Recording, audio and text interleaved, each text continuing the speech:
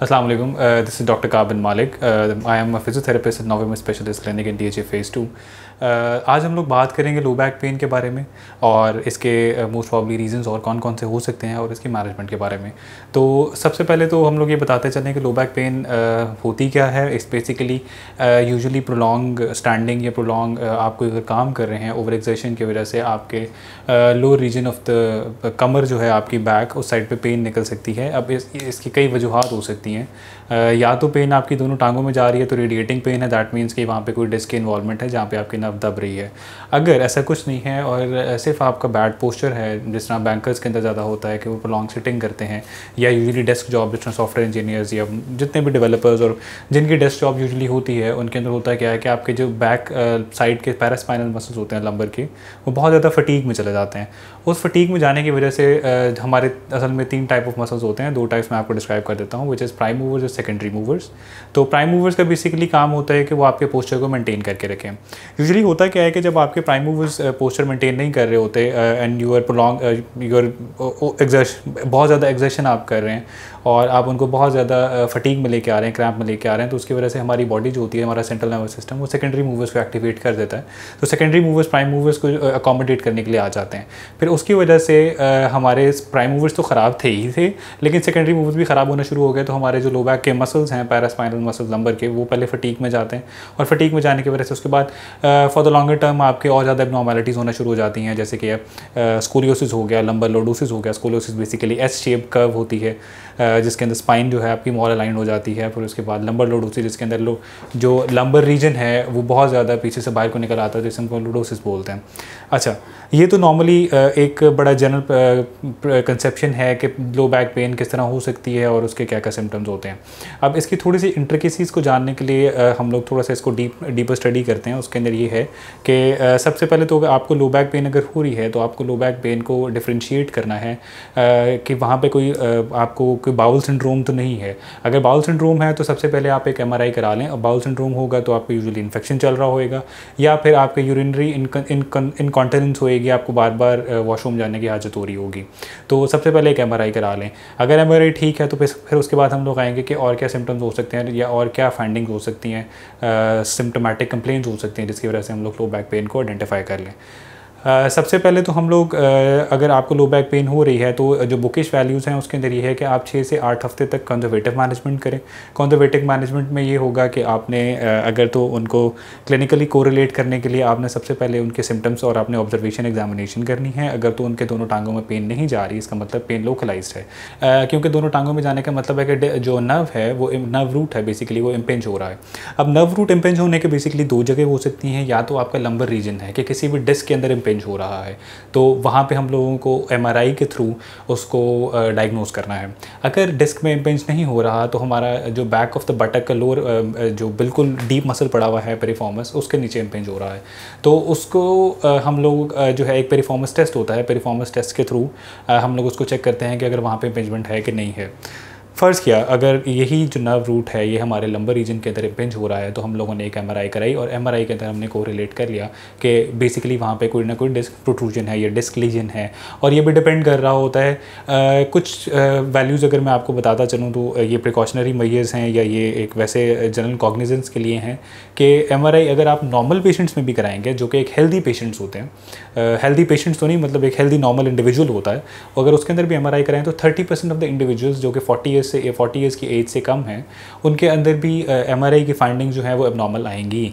ये होता है क्योंकि हम जब मोस्टली बैठ रहे होते हैं और मोस्टली हम लोग इस तरह की पोजीशन में होते हैं जिसके अंदर हमारे लंबर के ऊपर बहुत ज़्यादा प्रेशर पड़ रहा होता है, तो वहाँ पे हल्का सा बल्ज आ जाता है, हमारे डिस्क के ऊपर प्रेशर आ रहा होता है, तो एबनॉर्मल फाइंडिंग वो शो करता है। लेकिन आपने सबसे पहले ये देख लेना है कि क्या उसको कोरिलेट कर क्लिनिकली आप कर रहे हैं। क्लिनिकली कोरिलेट करने का मतलब ये है कि क्या उसको सिम्टम्स आ रहे हैं। यूजुअली 30% ऑफ द पेशेंट जो MRI कराते हैं उनको क्लिनिकल सिम्टम्स नहीं आ रहे होते, तो हम उसको कंजर्वेटिवली थोड़ा बहुत एंटी इन्फ्लेमेटरी और पेन किलर से मैनेज करके और फिजियोथेरेपी से मैनेज करके, तो हम लोगों ने कहते हैं कि आप मतलब 2-3 हफ्ते का सेशन ले लें और उसके बाद आप होम प्लान लेके तो घर में कंटिन्यू करें।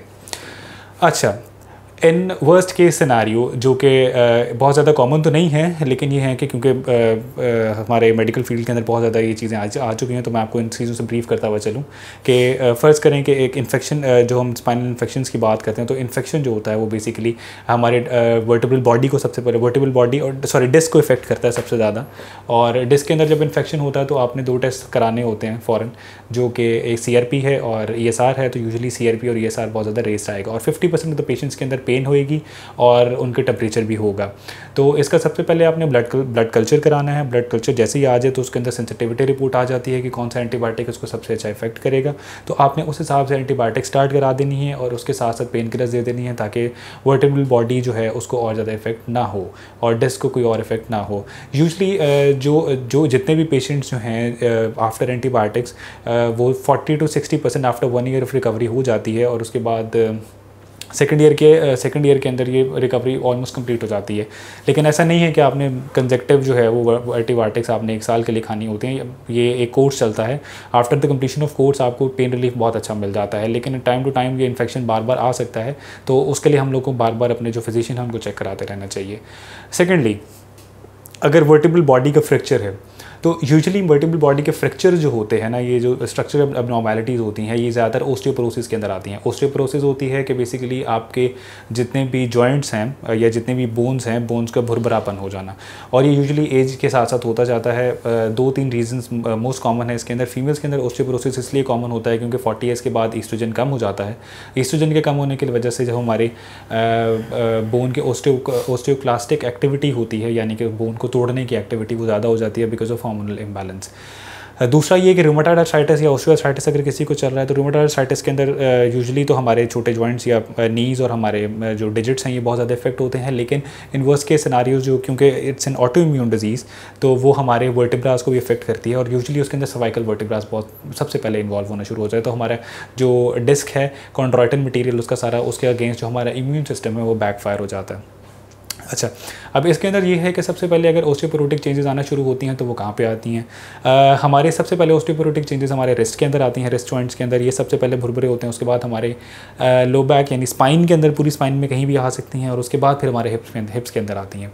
तो अगर एक एक्सरे में पता लग जाता है कि ओस्टियोपोरोटिक चेंजेस आ रही हैं, क्योंकि एक्सरे में हमें नज़र आ जाता है कि वहाँ पे छोटे छोटे बोनी स्पर्स यानी कि बोन की प्रोजेक्शंस निकली हुई नज़र आएंगी, और स्पेसिंग जो है, स्पेसिंग बहुत ज़्यादा रिड्यूस नज़र आएगी डिस्क्स के दरमियान में, दोनों वर्टिब्रल डिस्क के दरमियान में। अगर इस तरह का कुछ हो और इस आपको लगना शुरू हो जाए कि osteoporotic changes are you are above 40, तो आप एक एक्सरे लाजमी करा लें और उसके बाद एक RA फैक्टर करा लें, ताकि रूमेटॉइड आर्थराइटिस या कोई भी ऑटो इम्यून डिजीज़ का पता लग जाए।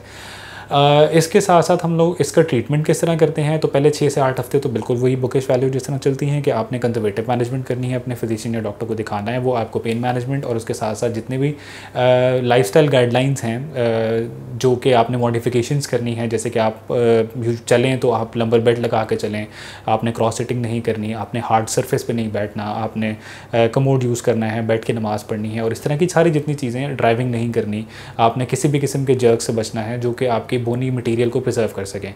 तो ये सारी चीज़ें आप ओस्टियोपोरोसिस और इस तरह की सारी चीज़ों के अंदर कर सकते हैं विद मेडिकेशंस। ओस्टियोपोरोसिस के अंदर चेंज, अगर आप इन मेडिकेशंस, कंजर्वेटिव मैनेजमेंट और लाइफस्टाइल मॉडिफिकेशंस करते हैं, तो यही फ्रैक्चर्स जो हैं इनकी रेशियो डिक्रीज हो जाती है for about 60% in the first year and 40% more in the second year.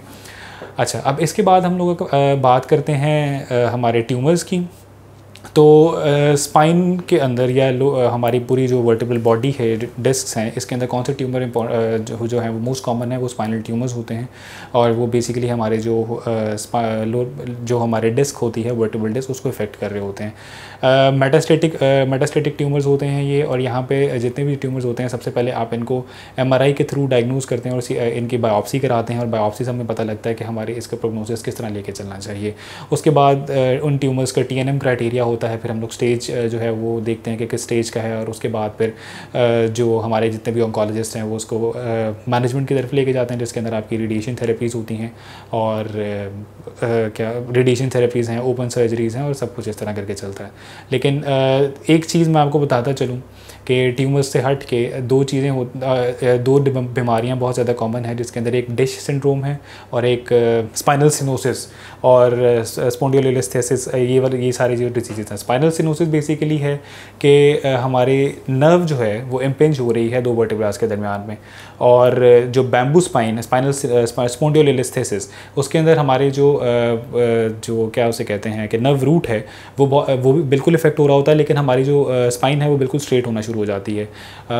इस चीज़ को डिस्क से आपने किस तरह जो है वो डिफरेंशिएट करना है। डिस्क जो है वो यूजुअली नॉर्मली जिनके अंदर डायबिटीज़ बहुत ज़्यादा होती है, उनका HbA1c बहुत ज़्यादा रेज होता है, तो उसके अंदर इस तरह के चेंजेस आना शुरू हो जाते हैं कि बोनी स्पर्स बन जाते हैं, बोनी प्रोजेक्शंस बन जाती हैं पूरी डिस्क के अंदर। स्पेसिंग तो बिल्कुल रिड्यूस होती है, स्पेसिंग इसमें भी रिड्यूस होती है, और स्पेसिंग जो है वो बैम्बू स्पाइन के अंदर भी रिड्यूस होती है। लेकिन सिर्फ मोस्ट कॉमन जो रीज़न उसका या मोस्ट कॉमन डिफरेंशिएटिंग फैक्टर ये होगा कि आप उनका HbA1c करा लें। अगर HbA1c रेस्ड है तो इसका मतलब वो डिस्क सिंड्रोम है, अगर HbA1c रेज नहीं है तो इसका मतलब ये है कि वो बैम्बू स्पाइन के पेशेंट हैं, जिसके अंदर आपकी जो स्पाइन है वो बिल्कुल सीधी हो जाती है। तो इस सिनेरियो के अंदर बिल्कुल ऐसे ही है कि पेन होगी, नमनेस होएगी, टांगों के अंदर जाएगी, और उस साइड पे मे बी डिस्क इन्फ्लेमेशन हो जाए। तो आपने कंजर्वेटिव मैनेजमेंट जब उसको करना है तो उसके सबसे पहले तो आपने पेन मैनेजमेंट में उनकी हमारे एंटी इन्फ्लेमेटरी चलेंगे, पेन किलर्स चलेंगे, और जितने भी मसल रिलैक्सेंट्स और मसल सप्लीमेंट्स होते हैं उनको हम लोग ऐड करेंगे वर्टिब्रल बॉडीज़ की को जो प्रिजर्व करने के लिए हमारे कॉन्ट्रैक्टिन मटेरियल के सप्लीमेंट्स होते हैं वो हम लोग ऐड करेंगे। फिर आगे प्रिकॉशनरी मेजर्स बिल्कुल ऐसे ही चलेंगी, जिसके अंदर हम लोग अपने एक बेल्ट लगाना शुरू करेंगे, लंबोसैक्रल सपोर्ट, और हम लोग उस सारी मूवमेंट से परहेज़ करेंगे जो कि आपके सिम्टम्स को एग्रावेट कर दें। अच्छा, अब यहाँ पे कौन कौन से पोस्चर्स ऐसे हैं जो कि आपके सिम्टम्स को एग्रावेट कर सकते हैं। जो डिस्क के पेशेंट होते हैं सबसे ज़्यादा पेन उनको तब होती है जब वो बैठे हुए होते हैं, क्योंकि जब बैठने में अंदर सबसे ज़्यादा प्रेशर जो है वो आपकी डिस्क पे जा रहा होता है, और ये प्रेशर लीस्ट होता है जब आप लेटे हुए होते हैं। तो यूजुअली कुछ पोस्चर्स इस तरह के होते हैं जिसके अंदर आप डिस्क के प्रेशर को जो है वो बहुत ज़्यादा रिड्यूस कर सकते हैं। यूजुअली अगर आप लेटें तो आप सीधा लेटें, अगर कर्वेट लेके लेट रहे हैं तो आप अपनी टांगों के दरम्यान में कोई पिलो रख लें, और अगर खड़े हो रहे हैं तो आप हर 20 से 30 मिनट के बाद अपना पोस्चर चेंज करते रहें। मतलब अगर फ़र्ज़ करें अगर आप बैठे हुए हैं तो 20 से 30 मिनट आप टाइम देख लें और उसके बाद अपना पोस्चर चेंज करते रहें। ये सारी चीज़ें अलग-अलग नहीं चल सकती, आपको एक अपने डॉक्टर को दिखाना पड़ेगा, और उसके साथ साथ आप वो जो मेडिकेशंस देंगे और उसके साथ साथ ये लाइफ मॉडिफिकेशंस चलेंगी, ताकि विद इन अ मंथ और 1.5 मंथ्स आपकी डिस्क की जितनी भी कंडीशन इसके अंदर बेहतरी आ सके।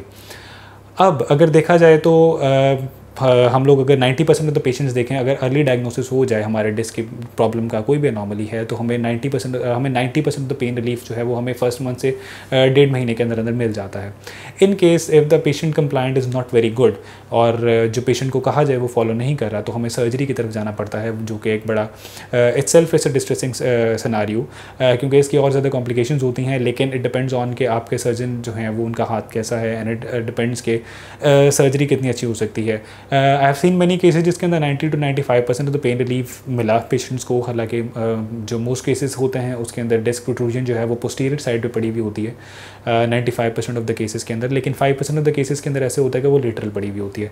तो इवन द पेशेंट्स जिनके लेटरल पड़ी हुई थी उनके मुझे 95% पेन रिलीफ मिला आफ्टर सर्जरी।